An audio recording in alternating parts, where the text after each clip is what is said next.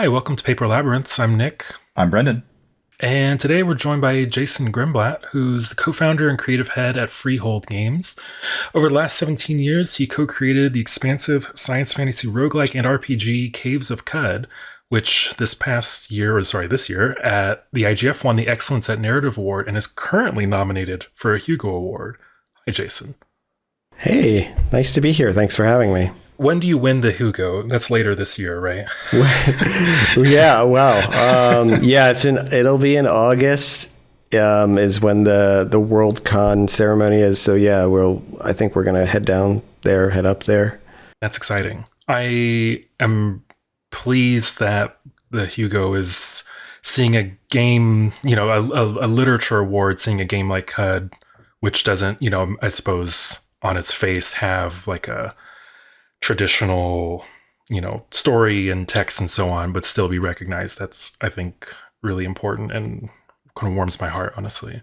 It was really an honor. I mean, that award in particular being so, growing up reading Hugo winning books and nominated books, like it just feels like it's just something about the gloss of traditional media that I can't dislodge from my brain, unfortunately.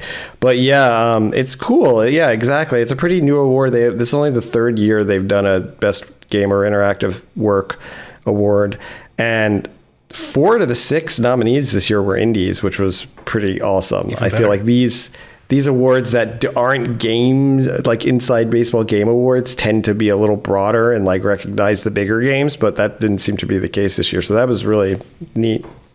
How often? Maybe this is a future problem that I'm anticipating, but you get the crowd. You get the crowd that looks at Qud from within video games and says, "Oh gosh, that's old school. It's almost like ASCII graphics and that kind of thing." Have you yet had to have the experience of like presenting Qud on its face to someone that is completely removed from games, who just looks at it and just sees Pong in its like infant form?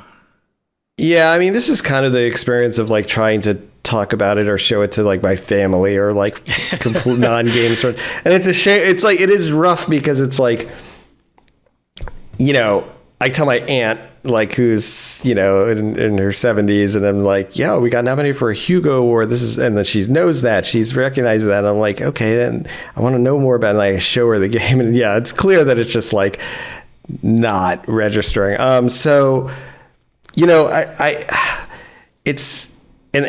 like Nick was saying, like, this is why I think I was shocked and honored to have the game recognized. I do think it is like the accessibility of the game has always been something that both I think is part of the appeal and the charm, and also just kind of what we're going for, but also like is a barrier to folks getting what's happening there.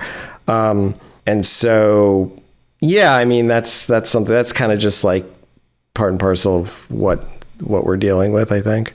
I mean, describing the writing in a game like Qud to someone who hasn't been kind of, I don't know, slowly immersed / boiled indoctrinated in procedural writing and games writing is really strange, because it's not like, and let's even wind back like 4 years before like LLM text things, right? But like, it's not quite text you wrote.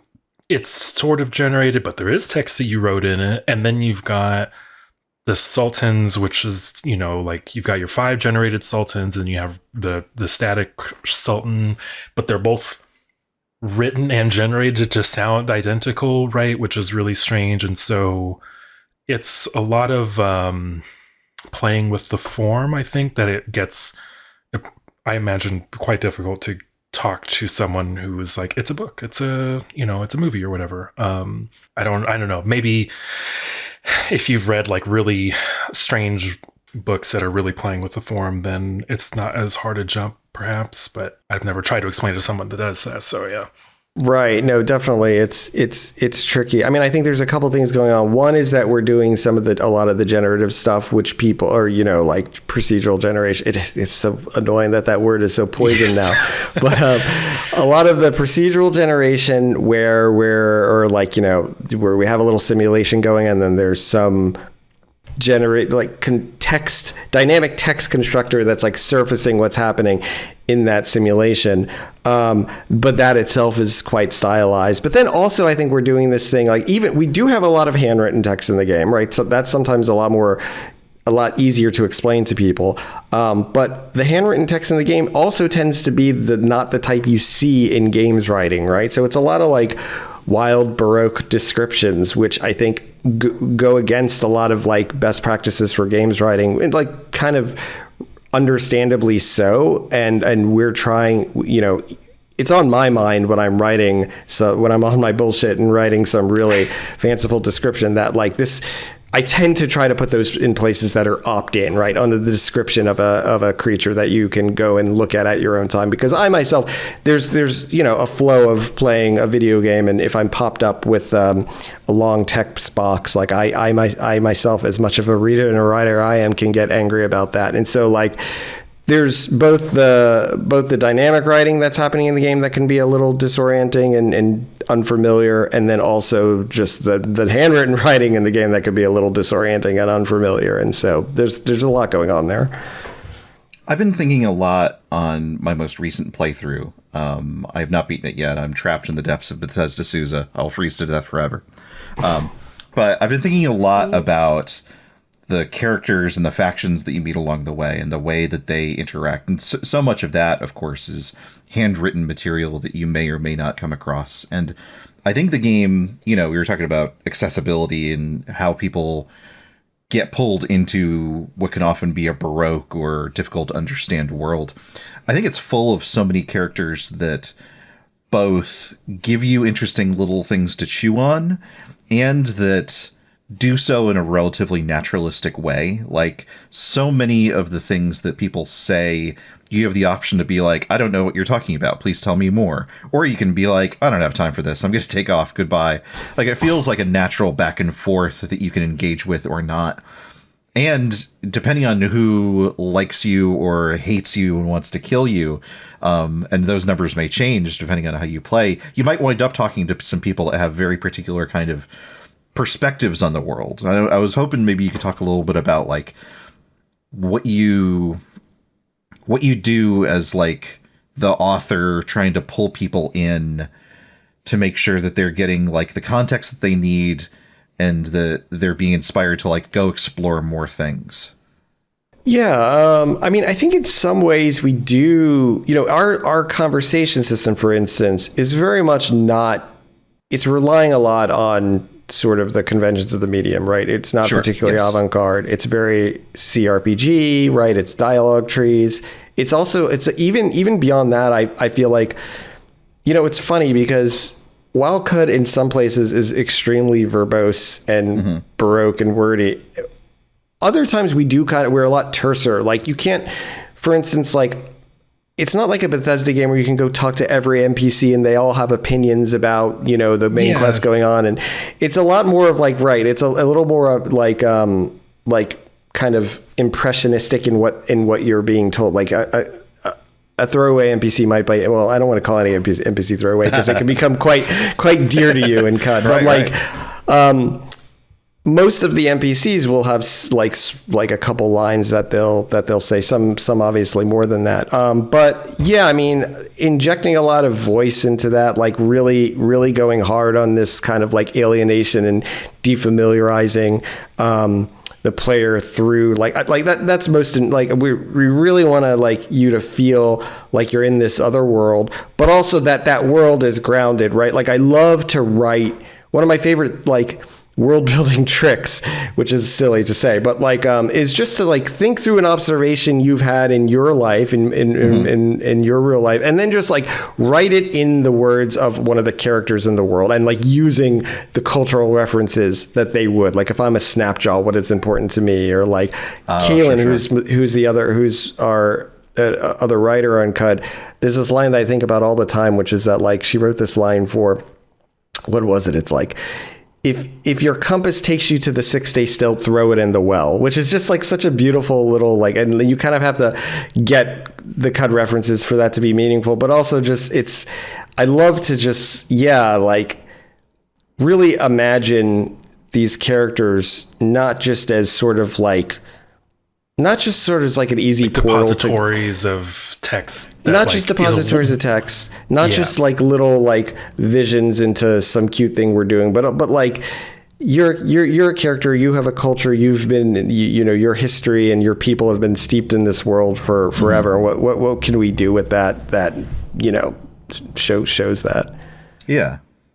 Does that lead into the thing one of the big things I wanted to bring up in talking to you, which is you've described the emergent simulation narrative of having a nonfiction quality to it. And that to me, like, I guess, I think I understand what you mean when you say that, because you've said it before on previous interviews and podcasts, but that kind of excites me in thinking like, well, it's not that it's like objective and in like an objective truth, but it presents like it has the defamiliarization quality to it, and it has a more I don't know, like every part of the world kind of knows that it's in the world sort of thing. But I guess I wanted to get you started on that train of thought.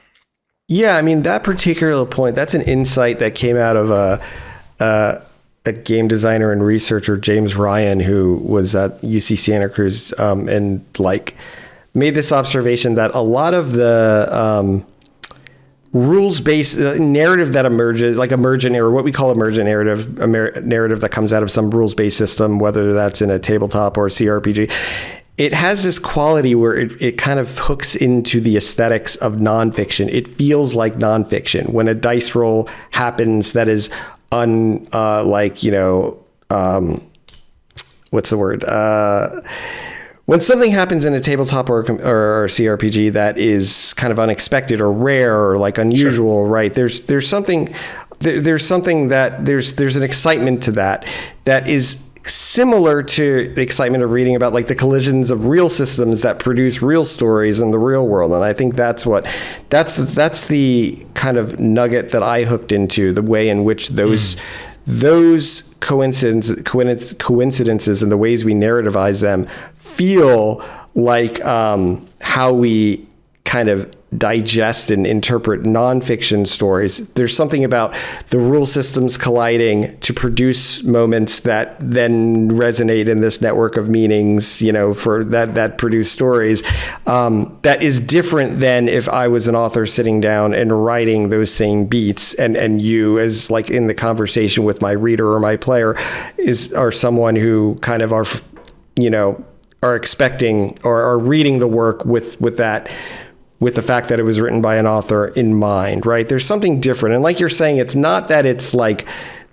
an author, like obviously when you're writing systems that produce emergent narrative, that's a form of authoring, right? You're designing, you're choosing what to exclude and include, and that produces a sort of texture to your output.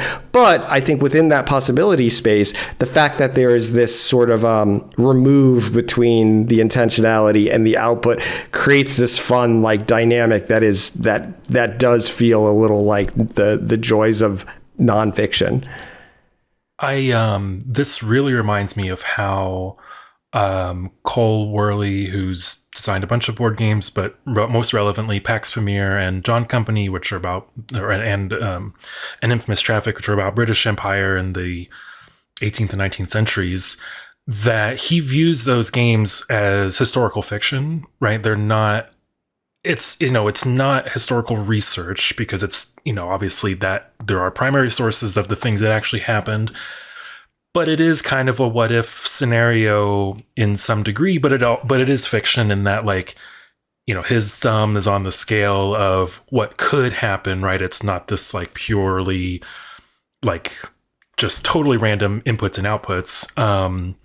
So yeah, I guess I kind of relate those two, and how like the nonfiction or historical fiction, there's a step in between authorship and readership, I suppose, or viewer or whatever.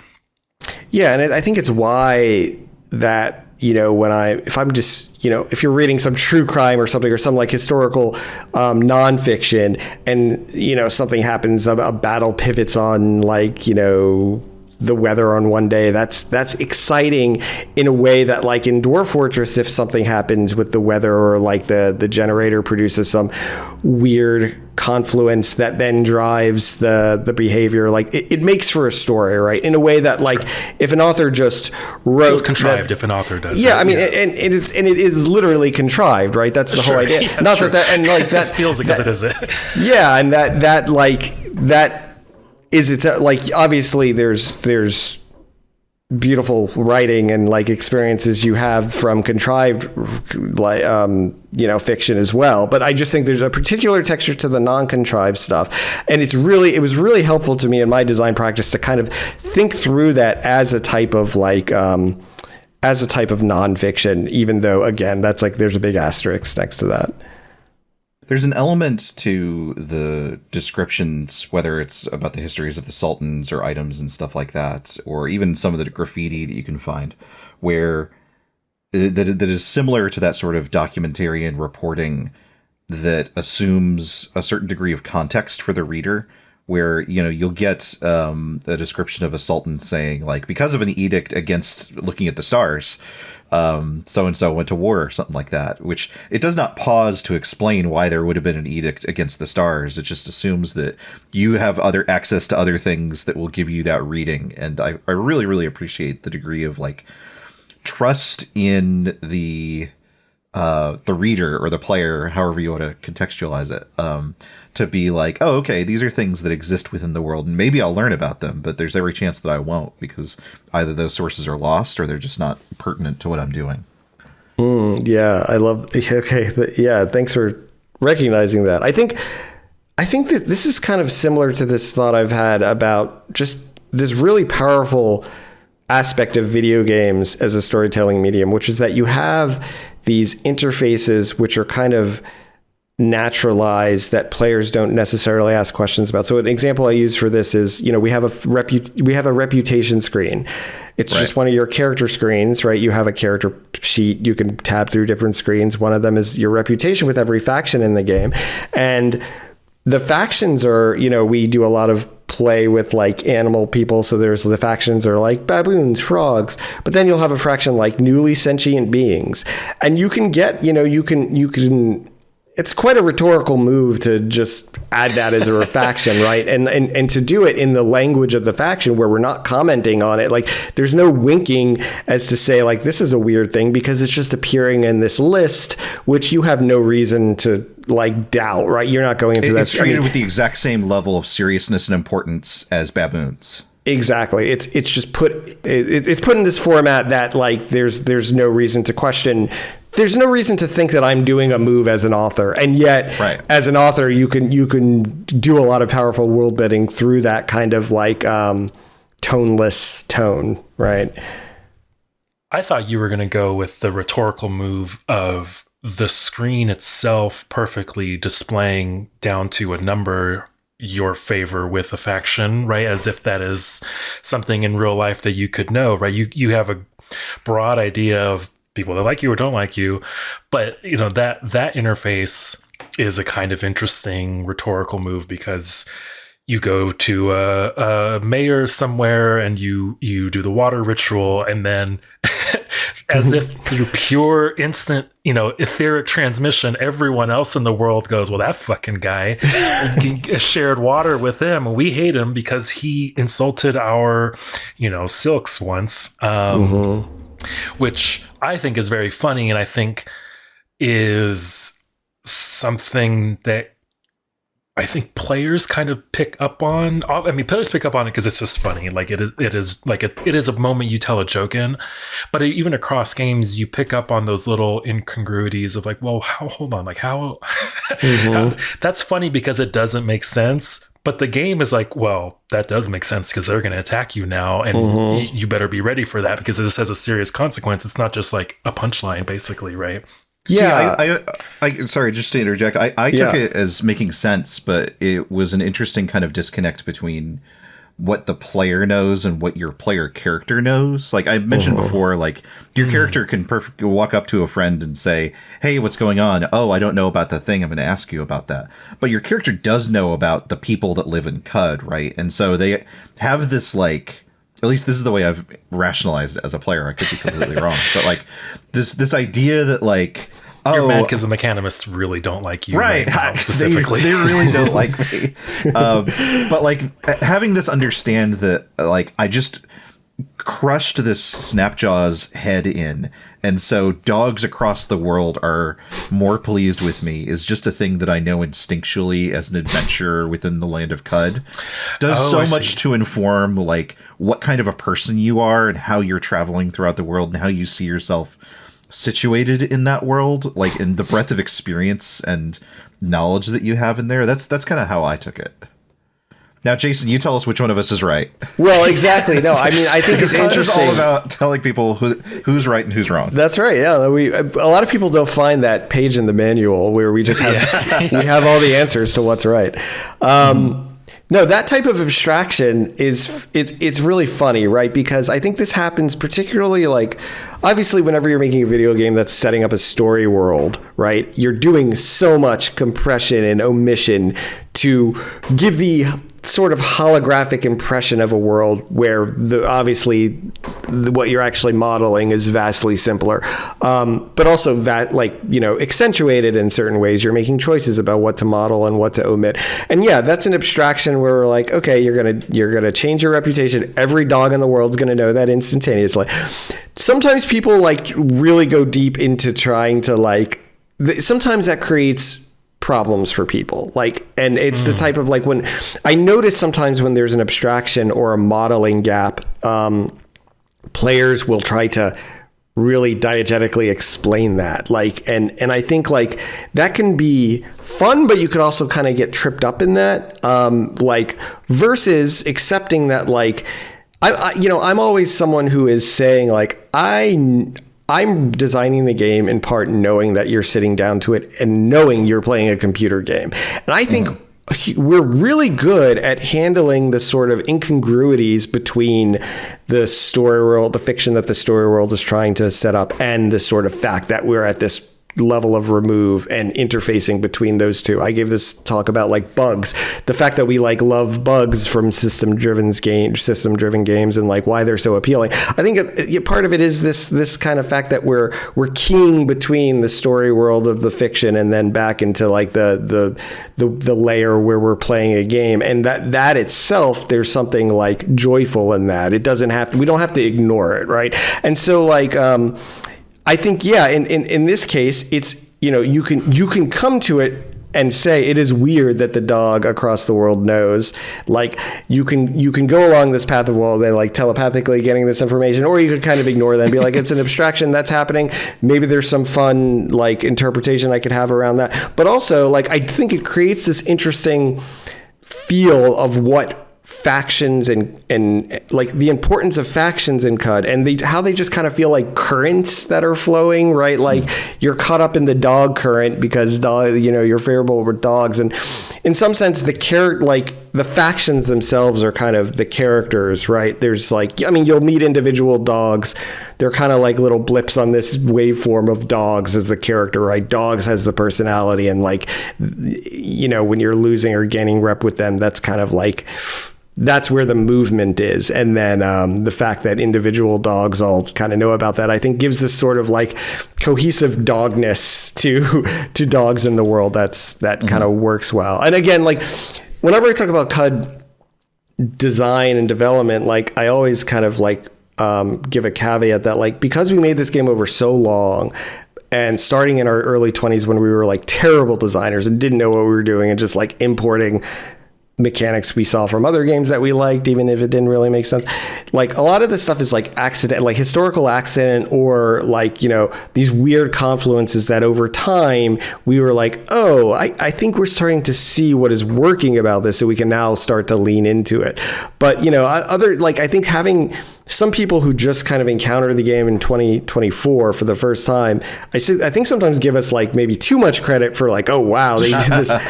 Why does the game look like it was following these no meta progression as if it's from the early 2000s? Well, it's because we started working on it in the early 2000s. As if you worked 16 and a half years in total Abyss, and then out comes in a fully formed object. Yes. That's I think that's video games. That's, I mean, look, that's why everyone's so good at making.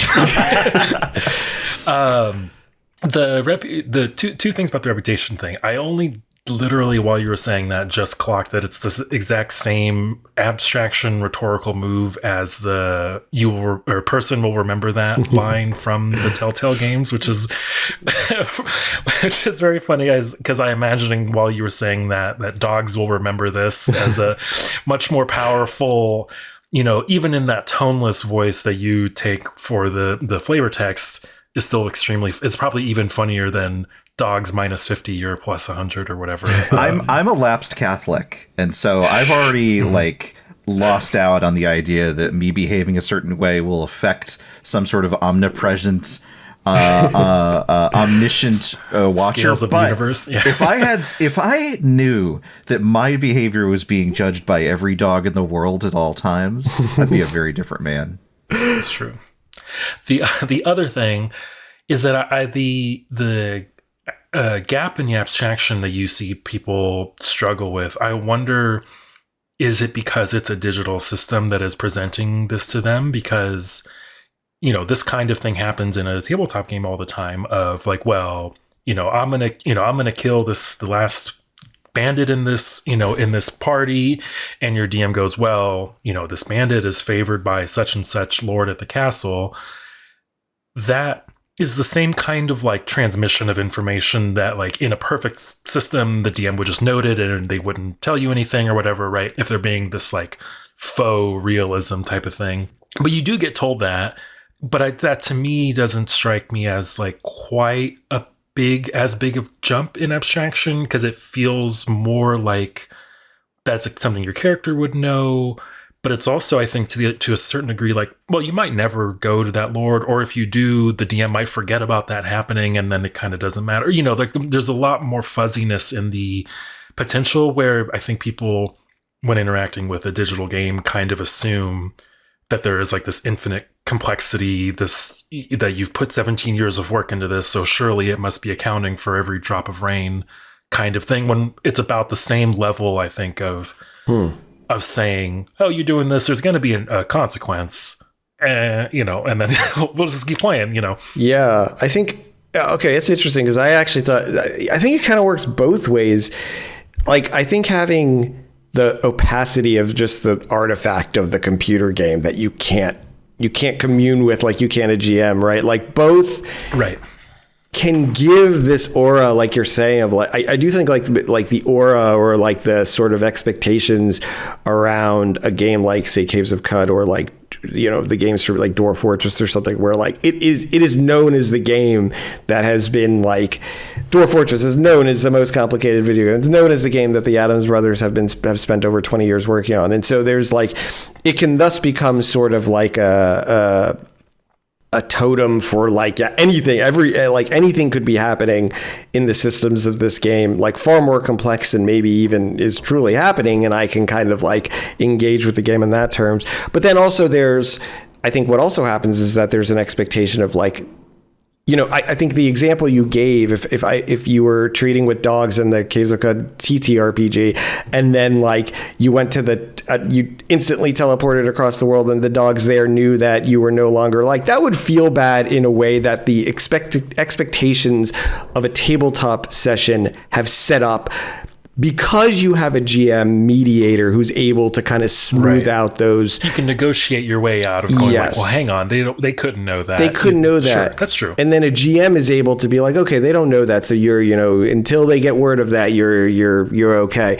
Like, I think it's interesting, right? It's really fun and tricky to think about, like, why that feels okay, why the sort of like affordance of the human mediator sets up a certain set of expectations. And that, of course, is the joy of tabletop, right? The fact that you always have someone there, or in a collaborative game, you always have multiple people there who can like reinterpret and like smooth out the game rules in like fruitful and meaningful ways.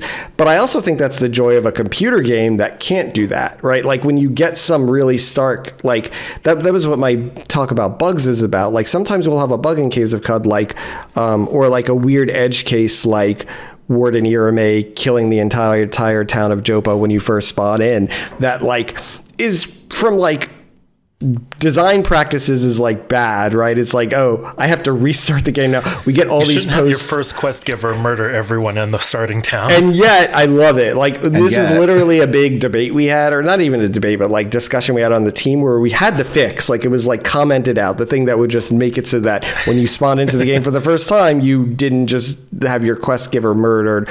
But I just left it in because I think there's something powerful about this, like letting the simulation almost like overpower the narrative and to tell you that like this is the type of world we're in. Like, this is a world where like the rules of the simulation like are going to have their way sometimes, and we can't do anything about that. I think that just feels so special when you're in like the games that lean into that. It just feels like a different experience, and that's really important to us. I can't imagine the impact that spawning into what is advertised basically as the tutorial village and everyone there is dead would have on me as a player. Especially if I like knew what was supposed to be there and I like, all right, new character, I'm going to be a nomad this time. Oh my God, what happened? Yeah. Well, this is funny because like I just read a recent article by Cameron Kunzelman, who went to Adepticon and wrote about it and was pitched on a historical war game there that had a kind of setup phase.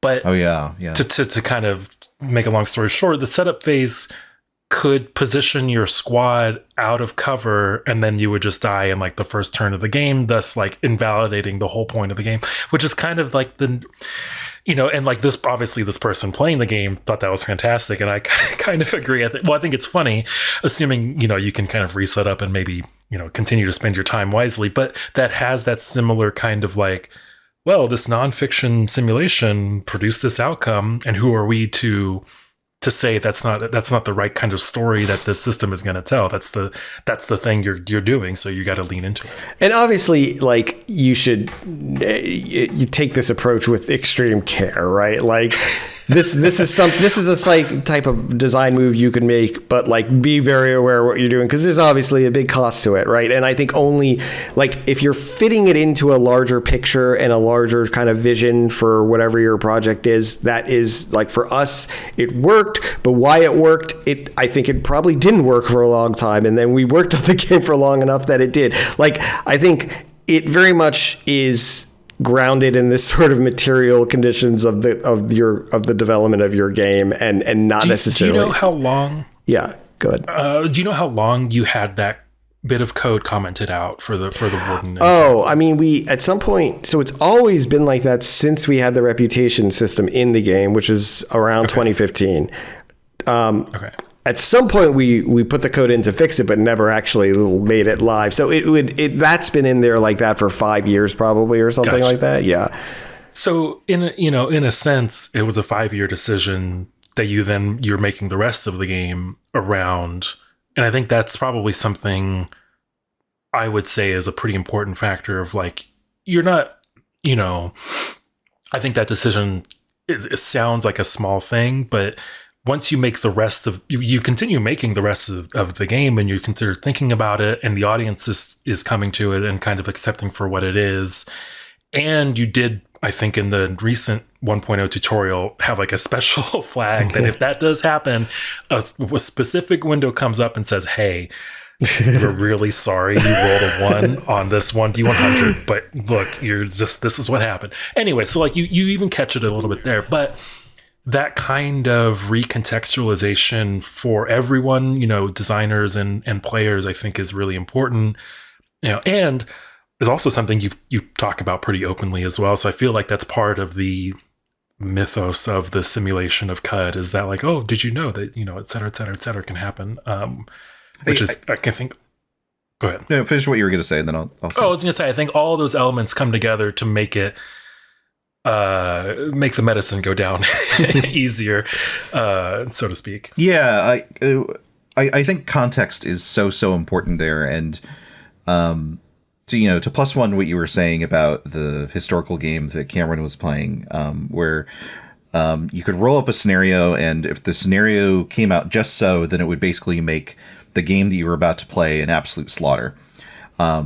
The trick of that being that you're signing up to play a historical miniatures game for 3 hours. And if the outcome is already predetermined by virtue of the situation that you've rolled up, then what is the point of playing? But unfortunately, I've signed up to play it, so I'm going to try it out anyway. Maybe I can pull it out. Oh no, oh no, oh no. There's so, if I spawn into Joppa and I discover that everyone is dead, then that is unfortunate, but I could start the game over again. Exactly. I ran into exactly this situation last night where I was in Bethesda Susa, and I knew Hagabah was down there somewhere, and I knew that I was going to face it at some point. And I went down there, and Hagabah was missing, and I waited for a calendar year, and Hagabah didn't throw a boulder at me. And thank goodness there's a wish command. I can go into the settings and I could say, you know what? I didn't get what I needed. I'm going to give myself the gold key and I'm going to walk on. Or if I really wanted to, I can go get a jackhammer or a teleport spell or something like that and move on. Yeah. The game makes these affordances to say, like, we understand that we are building a game that can result in things that are quote unquote undesirable at times, and where it will exhibit behavior that is not expected. And it puts things in place, like the GM at the tabletop table, to negotiate those things, to give the player the opportunity to say, things aren't going quite my way, and I want my experience to be a little bit different than what it currently is. I want to be able to move forward with what I'm doing.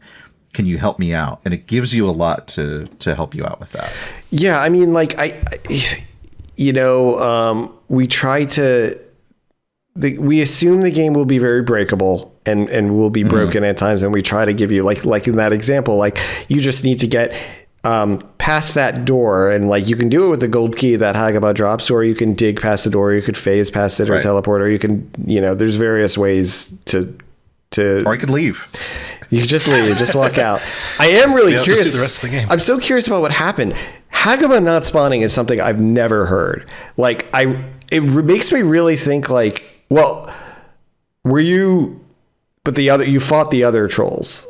I did fight the other trolls, and I think what happened was, so I'd been bashing my head against Bethesda Susa, and I kept trying to do this run. I'm going to go in. This run I'm going to go in. This run I'm going to go in. And so finally I went, all right, I'm going to clear this level. And I'm going to recoil out. I'm playing a role play mode, so I checkpoint at each of the communities. So I'm going to clear the level.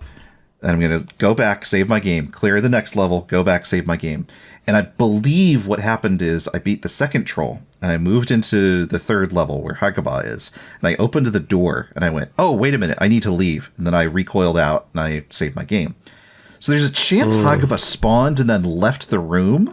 Like, maybe Hagabah was just wandering the world. That's possible. Yeah, I mean, just foaling trolls all throughout CUD. I don't know. Yeah. When I last time I played, or my current save, I suppose, in one of the troll levels is a gaggle of it's not baboons, it's one of the other primates or monkeys. Yeah. Mm-hmm. And they're just there, and I could not for love or money get them to help me. And so they're just, they're holding the fort down, I guess, so it could be somebody else wandered in and just, took them out. But then the key would be there, I guess. So who knows? I bet he just wandered. Yeah, that's a mysterious one. That's interesting. That's a hard one to track down too, being invisible and all. So, well, I've sent you a log. Please have it fixed by the end of the day. Okay, sure. Thanks. I don't envy bug fixing CUD, to be completely honest. Yeah. I enjoy playing it. One thing I wanted to say about the joy of bugs, I was showing a video game of a more AAA like characters 3D animated game to my sister last week, and it was under development, and the characters' rig and animations were not one-to-one, and so they were walking up to like start a conversation, and their arms were completely backwards, like a Rashasha or something like that, and it was clearly broken, right? It was like clearly not working as expected. But my sister, who has been aware of video games ever since we were kids, but has not had like the eyes on it that I have as a professional developer, and who basically just checks in whenever I'm around to show something off, was remarking at like what a joy it was, what an unmitigated delight it was to see like a character model that has such photorealism acting in such a unphotorealistic way. And it sparked this thought of like how bugs can produce some of the most like delightful sounds and images that you would never ever be able to arrive at yourself, that are not like, and I'm not trying to espouse like, the machine is capable of creativity, nothing like that, but like the run-in of these systems where things are not like sanded down to a fine point. It's such a delight to see these things like hitting one another and breaking. Yeah, I mean, this is one of the core appeals to me, and like what is kind of why one of the reasons I'm saddened by the poison discourse is that, like, yeah, no, I mean, the machine's not creative, but the machine is often doing is showing you these weird structural adjacencies that then right. the onus is on you to find the meaning in, right? And there's all sorts of systems of, I know you talked about tarot last episode, like any type of, all sorts of ways we engage with the world where there's like some result, something we're observing that we then have to like, complete with the ritual of like interpreting. And like, that's so fun for me. And that's a big part of like, tabletop is interesting because it's like all that, right? It's like, that's what it is. There's nothing like the computer game kind of functions on its own, right? It has this sort of like, it's a little bit of a mechanism. That's an inertia. It has an inertia. Yeah. There are rules. There are, with tabletop, like it's all about like the humans around the table completing the system to produce the story. But I'm always thinking like my favorite player stories from CUD or from anything we make is like when people go in, have a weird experience, and are like doing it's been called like extrapolative narration, where they're kind of like explaining what happened, and that requires some amount of like interpretation and creativity on their part, in order to make sense of it, because the what they were given is incomplete, right? There's something happening here that like requires me to bring myself to it. And what's most fun is when people are able to do that in the voice of the game, right? Like we've trained people, or like, like the Michael Lutz thing of like the work trains its readers how to read it. Like that really resonates with me of like, this is what it's like to be in the world of CUD, both in the story world, but also just like the game. This is what the game gears grinding sound like, right? And now that lets you kind of interpret your experiences with a new light. Yeah, completely. I find that like such an appealing, or I think, well, I guess I've grown into finding and seeking out those that kind of feeling in other media, like, books and films and things that require that interpretation, and maybe not the, broken, because I suppose broken in a book or a movie is probably a little bit different, but there is, sometimes you're watching a movie and you're like, is that like, I'm kind of reading this into it, and I don't know if that's what the person meant, or, it's like, is there an outright mistake, but then you didn't edit it that way. And so there is that similar kind of like maneuver you can take that I think is really appealing, and really requires, I think, players and, readers and viewers of whatever to approach something with the expectation, because I don't, obviously, like, that's not all the things that I watch all the time, because that is exhausting, but if you're set up for it, you're like, okay, like, this has a good chance of going haywire, but everyone, within our little magic circle is kind of understanding of that, and is going to say, like, right, that's part of the thing, is you're playing this game that's set in this science fantasy world, and things are weird, but things are weird for you and weird for your player character in equal measure, perhaps. Maybe not in equal measure. It's probably a lot weirder for your character. But. Right. So I noticed playing CUD recently, you have a lot of fluids in the game. Yeah. But you don't have milk, but you do have cheese. Oh, now, jeez. On the record, do you not have any mammals in the game that milk? But then where does the cheese come from? That's another one of these modeling gaps and producing such. Is that a lore question that I just shouldn't? I mean, I think you could turn it into one. You go, where does the greatest thread in the history of the forums? That's right. Where does the cheese come from? Milk? No, I mean, I think we don't I have a good answer for that. Because food is a big deal. Yeah, I'm curious. I want to hear your take on that. Food has an interesting history in CUD. And in the genre at roguelikes, there's like, for instance, the hunger clock, right? We could talk of as like a sort of mechanical staple in these games that have typically been, well, just to set this up really quickly, it's like in a lot of roguelike games, you're in a dungeon, you're killing things. Often there would be like an optimal play where like you just sit in a hallway and wait for things to come to you, and just tactically this is the optimal thing to do, but it's also quite boring. And so the solve for that traditionally has been what's called a hunger clock, which is like you also in these games tend to have like you have hunger. There's a little bit of a survival like mechanic suite, right? So you have hunger, you have thirst, and hunger means that you have to keep eating, which means you typically have to keep driving forward down in the tradition in these like old roguelikes down deeper into the dungeon to find more food. And so you have to be moving at a brisker pace than maybe the optimal tactics would want you to do. And we used to have hunger. We used to have in Caves of Cud that type of hunger. We still have thirst.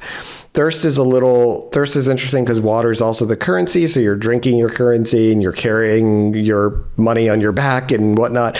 And it's very heavy. It's very heavy. And I mean, there's some fun like little resonances with that. So that got stayed in. But we found that the like real survival mechanics of the hunger kind of just fought too hard with the kind of role-playing, open world, inhabiting a fictional world feel that we were going for. And so we totally revised that hunger system, and we have the one that's in there today, which has a lot of facets that I'm happy to talk about. But yeah, I'm curious what you found interesting about it.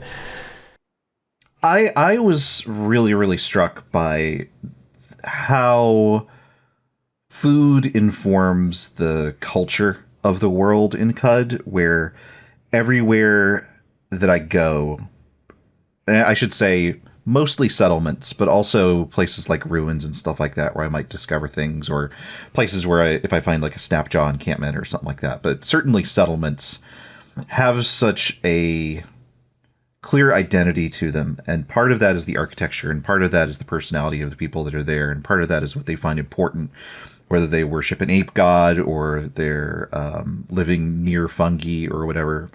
But so much of that is wrapped up in what do they have nearby to eat, and how do they treat with that material in a unique way? Do they put it in a stew? Do they break it into bread? Do they turn it into wine? Do they put it with their beasts and turn it into kebabs and that kind of thing? And it's such a graceful shorthand for what kind of people these are and how they situate themselves within the world, that it goes so far above and beyond stuff like, if I eat this, then I get 10% more health for the rest of the day, or even the kind of bonanza of recipe options you might see in modern Zeldas or Final Fantasy 15 or something like that, where there's clearly lots and lots of stuff and they've gone through the trouble of modeling different things, but at the same time, everything feels like it's available everywhere, or it's being doled out from like level 1 to level 10. Whereas this feels so much more regional in a way that feels authentic.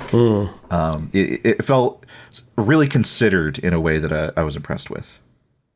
Yeah, that's good to hear. I love that. I think we came at it from a few angles. One is that we did have this idea for this dynamic cooking system where like you would have, I think a lot of games have like craftable cooking recipes or whatever, and you get some effect from some combination. I really like the idea of that being like a procedurally generated to some degree, right? So what we landed on is having certain each ingredient has a sort of like little list of possible effects it could have. And some of them are just like self-contained, like, if I drink a small amount of acid, I might get some acid resist, right? But some of them are these just like real life, just like it does. I don't endorse that. Don't try that at your own peril. I'm having a battery later, right after this call. Today's episode is brought to you by Big Battery.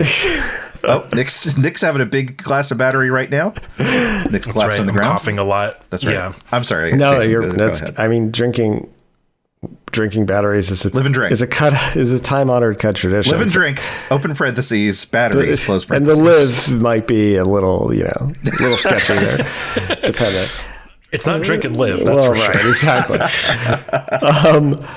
Yeah, some of the effects are more complicated. Like there are little triggers, like whenever you eat a mushroom, or it could be an effect. So it could be like gain phasing, phase out of existence for 20 rounds. And so if you combine that, like if you combine something that has the trigger of eat a mushroom, which is a mushroom meal, versus a phase out of existence effect, which might be like phase silk, which you can cook with, then you can get these dynamic effect results that we haven't seen. They're unauthored because they're procedural, and that's fun. But whenever I'm making a procedural system like that, it's really important to me to take the individual modules that are getting remixed and combined and give those really distinct personalities. Make it so that you're not just, I don't like systems, and we have a few of these in the game that, like historically, for historical reasons, where you have some arbitrary mapping between a thing and its effect. But sure. Usually I really like to say like, no, like, okay, you got phase silk, which you harvested from a phase web from a phase spider. That's going to always, like, that's important because it always is associated with this suite of phasing effects. And like, it's not like anything can, every game you re-roll and this ingredient is tied to a random effect. No, that would be weird and like sloppy, right? Like sloppy as in like feel like slop. Well, it would lose, yeah, exactly. It would lose identity in that, like, no, phase silk means something specific. Right. It's not just a number that's tied to an effect somewhere, which it would effectively. Exactly. And then when we were integrating the system into the fuller world, we did think about like, well, what role does food play in the world? There's a lot of regionality to, like you're saying, to cuisine, and really like there's already like the strong identity of regions in the game because they're just regions and they often have big difficulty spikes. So it's like I think that helps create the personalities, right? Like, oh, I'm not going to go into the jungle yet because there are goat folk sowers there and I'm not going to have any of that. Yeah. And so it's like, but then when you get to the jungle and you can handle it, it's like, it feels like a new place. And so like having these ingredients be really localized to the creatures and the flora of those regions kind of like hooked into that strong sense of regionality, and we were able to kind of like synergistically like produce that in the cooking system, and then give it some like cultural flourishes. Like, yeah, it's always something that when you find a new village, the village always has a signature dish, right? And that dish is created from randomly rolled ingredients, but are weighted more toward the local ingredients. But sometimes they'll pull something because that's cultural too, right? Like sometimes you'll have a lot of cultural exchange through food. And so that's kind of flowered out of that. And then one thing that was fun was like choosing. We have big lists of words in the game that can be chosen randomly for some of our procedural text. And what felt like some of that stuff, like you're saying, like phase silk or like, the dried jerky or pickled mushrooms, those are actual ingredients. And then sometimes when we're rolling a recipe and describing it, we'll just like pick like, oh, okay, and you make that into a kebab, right? Or you make that into like a sort of pie. Choosing what those words were that felt right. Like I just what got off of feel for what felt like the right, like far future ancient world kind of Mesopotamian, like caves of Cud, ground. They're not making pizza. Yeah, pizza whatever, would feel right? bad, but you are making a kebab. Kebab felt and like that. Right. So just thinking through what are the cultural influences on the setting and like reflecting those in the cooking system and the cooking choices, like was a fun exercise too. I something you said earlier really interested me in that roguelikes, you could say like a foundational element to a roguelike is the hunger clock. And with Cud, you took that out generally, obviously. And I found that really interesting because I suppose because I tried to play CUD before the roleplay mode and just like absolutely couldn't, but I also don't play roguelikes very often. And after a while I came back and, the roleplay system and so on, which gives you checkpointing. And I found that it without even, I think, realizing it had clicked into the RPG mode for me, because all of a sudden now, like, okay, I don't have the pressures. I guess I don't think I ever played with the hunger system if it was even available. Probably not. It was a while ago. But yeah, so it felt like, oh, right, this feels like an RPG in that like much more traditional sense. It felt more like a TTRPG than many CRPGs do. And I don't know, I guess I never thought about the hunger system being like a really, really key element to the roguelike, because people, I think, naturally assume roguelike is you die and you restart and so on, which is true, but you do need to be pushed forward in a sense. Like, I feel like, at least for the, like, let's say the ASCII lineage of like proper quote unquote roguelikes, not just like a run-based thing in general. Yeah. But what happens is you often end up like in the suite of things that make roguelikes without being overly prescriptive about it. You often have like a lot of systems collisions and a lot of like tools that are giving you creative solutions. And so like, but often that will create sort of degenerate incentives or like behavior, right? Like, so like an easy example to even in like the, not necessarily the ASCII lineage, is like Spelunky, right? Why is there a ghost in Spelunky? Well, if there wasn't a ghost and you get a pickaxe and you'd mine out the whole level and you'd get every gem, and that's like, that would be the optimal like way to play, but it would be so mind-numbingly boring, right? And so if you add the ghost, which is the hunger clock mechanic, right, you just have to do things at a quicker clip and move on, and that creates a lot of like the interesting tension. But it's really bad for feeling like you just want to live in a world, right? Like, I just want to build a house in Skyrim and chill, right? Like that hunger clocks just murder that feeling. And so like, I think I often like, when talking about CUD, things get a little simpler when I decompose the initial like impulses we had to make the game into. We wanted to make a systems driven roguelike. At the time we were playing a lot of Ancient Domains of Mystery, which is an old traditional roguelike. We were playing a lot of Dwarf Fortress, but we also just wanted to make a CRPG. We love inspired a lot by the CRPGs we love, like Star Control 2 and Morrowind, that we were really playing a lot of at the time, but also our tabletop games. We were deep, like Brian and I, my co-creator, we love to be on our bullshit with world building, and like did love to like be reading about like history and geology and physics and religion and like how those things sort of intertwine to make the real world, but also then like these fictional worlds. And so these are really like kind of two distinct impulses. Early on, it was just like, hey, Brian's writing a roguelike engine and we were playing these systems driven games. And also we like deep world building, and we're going to put that together. And like, sometimes those things really butt heads, like in the case of the hunger clock. And then we found where they were synergistic and they complemented each other. But that was kind of like a process to learn that. And like early on, it was a lot of just like throwing stuff against the wall. And like, not really understanding that we were making two games at once. You could definitely take some very small zone, like, but Golgotha, and be like, okay, you start at the top, here's your hunger clock, and you got to get to the bottom, good luck, have fun. Like, that would definitely work. But then as soon as you get to the overworld, and you're like, well, I'm going to go talk to the ape mayor and get the book, and then I'm going to go get the prison. It's like, oh, actually, never mind. The goat men are beating my ass, so I'm going to go do this instead. And so all of a sudden that you've lost the because you always know where you got to go in Spelunky, basically. Like, you're going down, and then you got to go left, you got to go right. Whereas in CUD, it's like, well, there is the quest, but that's a small portion of the things you could do and the stories you could tell and so on. So yeah, it seems like a natural. It seems like you sort of backed into the natural state, given all the other things that you're very much invested in doing. Yeah, and sometimes you just want to inhabit the world, right? This is the joy of like world building that you attach to.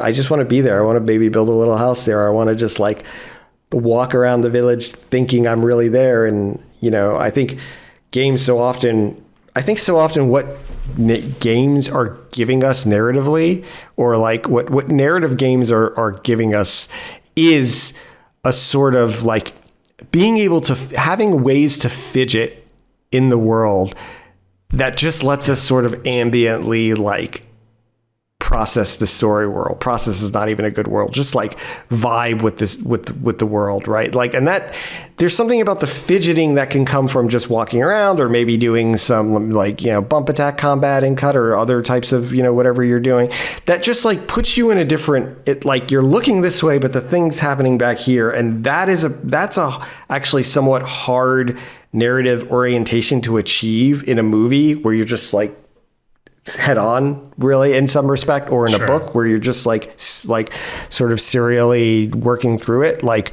obviously, like the fiction of those mediums can kind of create the effect of I'm talking about, but there's a way in which like this is sort of explicit, like way to like kind of look away from what's happening narratively, like produces like something special. There's so much about the routines that you set up for yourself in this world that you're inhabiting, where if you decide, oh, I've got a bunch of books, I got to run up to the stilt and give them to my book guy, or I've got a bunch of stuff that needs identifying, so I'm going to go visit that old grumpy archive and have him identify everything for me. Like, having those moments, having those waystones, basically, to be like, okay, these are habits or routines that I have within the world. And that is kind of how I spend my time in between pursuing whatever goal I might have, is as much a part of the game as trying to get to the bottom of Bethesda Sousa. Yeah. Just curious, have either of you been playing Blueprints? I have been playing Blueprints. Nick's been hearing me complain a lot about I've been playing the game of listening Brendan's let's say roller coaster of emotions playing Blueprints, and I think I've determined that I probably will maybe eventually get to it, but my roller coaster is a lot like Spelunky in that there's only one way to go and it's down. Jason, what do you think of Blueprints? Yeah, it's really like broken my brain. I think I really like the game, but I also think that I think it's actually going to be a pretty important game for procedural narrative. I think it did. Well, now I have to play. Well, but I've been telling you. Yeah, I mean, it does something really special. Like the core like kind of design innovation it does, in my opinion, like everything else around it aside. Like in some sense, it's a completely magical, bewildering. Like it feels like something that was produced that like is a joke that like a deity handed to us, and like how could there be another? I don't know how it got How could made. there be another puzzle? How could there be another puzzle? Yeah. Like that's just like you'll be saying that thousands of puzzles in. Like it's absurd. Mm-hmm. But like in setting up this sort of like core game with this roguelike form, and then allowing it to be the sort of like water you move through to access this other like sphere, this sort of like atmosphere surrounding that weird lake you're swimming through, is something. It's a real novel sort of structure that I think has like it's already like affecting the way I think of procedural narrative. So yeah, I know it's a bit of a weird pivot, but like I've been thinking about it a lot because it's what I've been playing. For folks that don't know necessarily, so Blueprints is a first-person roguelike dungeon crawler that is also a deck builder, where you're exploring a weird old mansion, but the layout of the rooms is different each day. And so your job is to explore the mansion while determining which rooms go where, try and get further and further into the house.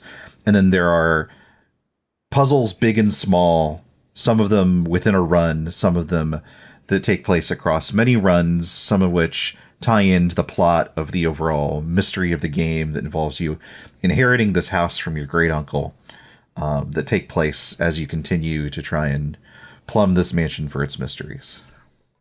It's a very nice pitch. I thank you. Brandon loves it. I've been thinking a lot about the game. I've been playing it a great deal. I think that there is lots that I admire about the game. In many ways, this is a game that is like perfectly queued up to cater to me. It's very Myst-like. Yes. In its both in its tone and its the character of its puzzles. I think it is very much a like, here's a thing that you might want to write down so you can use it in a few hours kind of game. And I'm really, really a big fan of the writing and the way that it presents its story. It's got this really interesting kind of like, its world is not our world, even though there are a lot of things that are similar. And there's some interesting like things about political intrigue and government upheaval and stuff like that you can discover. But I think the game gets in my way of discovering those things for far too long. I spent so long just like drafting nothing but dead ends or rooms that I couldn't get to because I didn't have enough gems.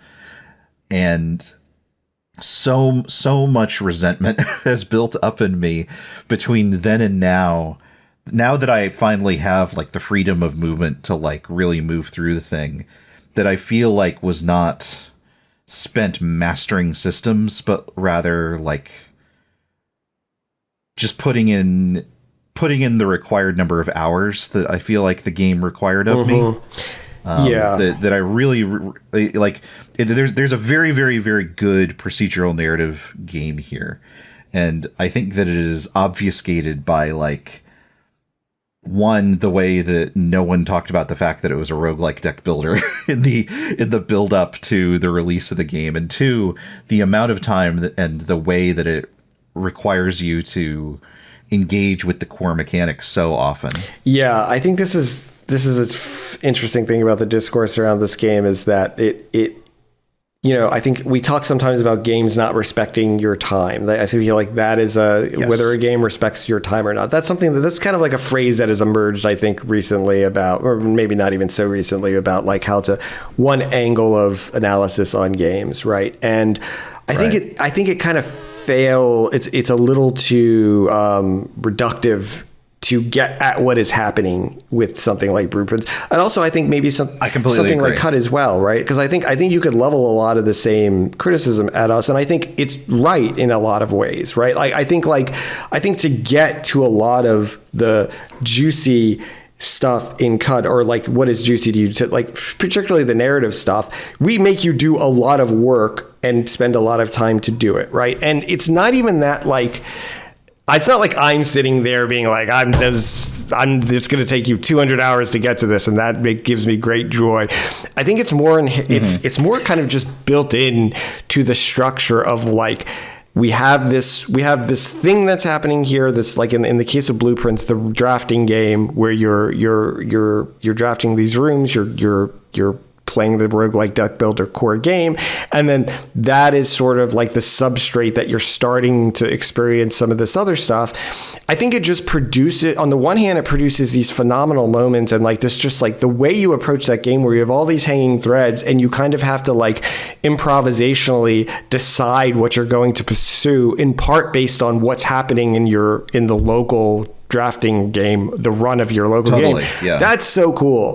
The flip side of that is that there's a lot of like just like non-determinism in that, right? There's a lot like you can design that in such, or rather, if you design that, I think it's going to be very hard to avoid getting players into little like dead ends, like in the possibility space, where they like just kind of grind their gears for a while and don't get to some of the other stuff. Like, I think that's sort of a trade-off. Not to say that Blueprints couldn't have figured out a better balance there, right? But like, I think that in that like, it just in that paradigm, that's a big design struggle you're going to have writing a game like this. To tap into that joy of like that it's tapping into, you're kind of coming up against that friction. Totally. And they very, very clearly like made a deliberate choice to be like, no, this is the way that the deck building works, and we're going to give you the tools to deal with that, whether it's redraws or an ability to cancel out things or circumvent costs and stuff like that. I think part of it for me is like not having come to it with the mindset of, oh, this is the style of game that I'm walking into, when so much of how the rest of it presents is in the style of Myst or Outer Wilds or something like that, where if I'm butting my head against one puzzle, I can go, you know what, I'm going to go work on this other puzzle. Blueprints, at least in the early game, is much more about like, no, this is kind of the hand you've been dealt, and you can work on these puzzles, but you need to, you can make some degree of meta progression, but your possibilities are constrained by what you have in front of you, which I think is both frustrating, but at the same time does lead to those sorts of interesting emergent moments, right? Where you might discover something that you wouldn't have otherwise stumbled upon. I think the number one best piece of advice for anyone playing it has always been, if you see a room you've never seen before, draft it, even if it's definitely like not conducive to what your current strategy is, because that will unlock new things that you know about, not just about the house, but about mechanics that that might be evident within the world. Yeah, absolutely. This conversation has resolved that I should play it because I will have benefited from everyone else. You know, I'll be the last crab over the lip of the bucket, so to speak. But it's also, yeah, I am curious how I will find it, because I will have gotten everyone's advice, not just in the like, okay, what the fuck is this puzzle? Please just tell me, I don't care anymore. But most, like, you know, the expectation setting, the understanding of what it is, being able to cross those like abstraction gaps like we were talking about. You know, I think if someone sits down and plays Cud or Dwarf Fortress, it's not to me so much like, is their time being wasted? How long do they take to get to the meat of the game? It's more, and this is probably, you know, my perspective of like, I'm usually trying to sell people on a game that is a little bit different. It's more like getting them to understand what the meat of the game actually is. Because like, in a weird way, you know, the warden murdering everyone in Joppa as soon as you load the game is kind of like the apotheosis of what Cud is ultimately. And you've left that in a very deliberate way. But if someone just sees that and they're not prepared for it, or, you know, let's say they're playing Cud for the first time and they kill Argive and then they have to murder the rest of the town. I don't know who. Okay, all right. Done that. You know, I forgot what button shot my gun. Okay. I tried to just say hi. And that kind of thing is like, well, no, that quote unquote is the game. Like, yes, there is something, there's more to it, and there's many, many, many other things. And like similar with Blueprints is like, it's so much expectation setting and kind of understanding, like, what do I want as a player? What do I want of this game? As a designer, what is the experience, and what have they spent a lot of their time trying to craft and get across? And what does it show you when you first load the thing, right? Like when I load Cud, if I'm a first time player, I understand like, oh, there's a lot going on here, and I'm going to need to like unravel some of this and understand what is a true kin. I don't know that. And so I think it does a good job of queuing you up for like, hey, this is the ride that you're on board for. Yeah, I mean, one thing that's really important to us that I think Blueprints does in a different way, but also does is what I like to call system suspense, where like you don't even know the boundaries of the system that you're in, you know, and this kind of gets tied up with the aura of the game, that and how you can kind of like come at it at different parts of its life cycle, and that kind of changes it as well in terms of like a weird metagame. Sure. Yeah, I mean, there's there's something like when a game is able to kind of have a very far horizon where I can't immediately understand it, and then is able to continue to subvert that in meaningful and in interesting ways. That really, like, I really value that. That's just an experience that like I really love, and I think it did definitely kind of play into our design, how we approach designing Cod. That's exciting. Yeah, I'm excited to both play more and watch Nick. Yeah, I mean, because in some sense, Play more like of the it. downside of this is that also that like, because we got so much better at making the game and we made it over such a long period of time, like you have this weird sort of almost inverted structure that a lot of games have, where like the game, in my opinion, and like the spaces and the just get better the deeper you go and the fewer people see them, right? So like, yeah, no, I've told Brendan and friends like, hey, I just did the Tomb of the Eaters. You're not ready for what is happening in that place. Like you like, in some ways, you know, one of the best dungeons put together in a game, but then another way it's like it makes Golgotha just like look like a freaking picnic, right? Like you play that and you're like, oh, this is, you know, like this is fantastic. And it's more of the same in that it's the same systems you're playing with, but then there are many different things happening too. That yeah, you can feel that. Like once, I think you said that before, like you felt like your best work is later on, and then having heard that and then playing through it, it's like, oh, you really feel like an interesting progression there, I guess, knowing that context, I suppose, more than anything else. yeah, and like and a lot of the narrative stuff too, like both the systemic narrative stuff, but also just the handwritten stuff, like comes at that point or beyond. Which I mean, again, like is a sort of like you get this trade off of sort of aesthetics around that, where on the one hand there is something really special about the game having sort of like the inaccessibility of it is just, it creates a sort of aura around what the experience, right? And like not even just that like it's really hard, but also just like, wow, this game is like not so obsessed with pleasing the player that it will feel like it has to put something front and center that actually like just is feels so much better to be out in a corner somewhere in a corner of the world. The trade-off there being that like a lot of people won't find that corner of the world, and so they'll hear their friends talk about how much they like this game but can't get into it themselves. Like that's a common experience with Cut. And there's just like, you know, I think on the one hand we've done what we can to mitigate that by having a tutorial, right, as sparse as it is, and or like the roleplay mode is a huge I mean, roleplay mode, it was just like something that like there are trade-offs, right? I think the core game really wants you to be playing through it with new characters and new builds and like seeing how different, and like when you're really tied to a character and like in this sort of role play vertical progression model, there, something's lost there, I think, but like way too much is gained, right? Like way more is gained by allowing people who are RPG players to engage with the world where they just wouldn't otherwise. Like that was a pretty like easy win for us.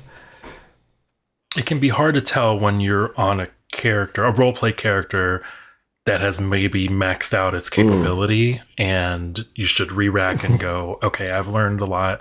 Let me look at the mutation list or whatever. And that's what I did, is I just reset and then wait, it was so much further knowing like, oh, I'm gonna get regeneration. And then I just won't die. I won't get beheaded, definitely. Right. At least, so I'll hang on to my tongue this time around. That's I don't know any. I've never met one of the fungal problems because Jason, I think we're gonna wrap up. Is there anything you want to plug or talk about or point people towards, I guess? Well, yeah, I think for now, we're kind of back at work at Caves of Cud. We're gonna do some more stuff with it, some sort of expansion pack. So you can be on the lookout for that. It's not really imminent or anything, but I mean, that's the main thing. We're very preliminarily toying around with some other projects, which is very exciting, but nothing. I'm very, Brian is teasing that more than you are, and I'm very excited. There's a few. Look forward to that in 17 it might years. be a while. But other than that, I'm on blueskyjfg.land. That's where I tend to be online. And I mean, I don't think there's anything else right now to plug. Thank you so much for joining us. I really, really enjoyed our talk. Yeah, thank you for having me. Absolutely.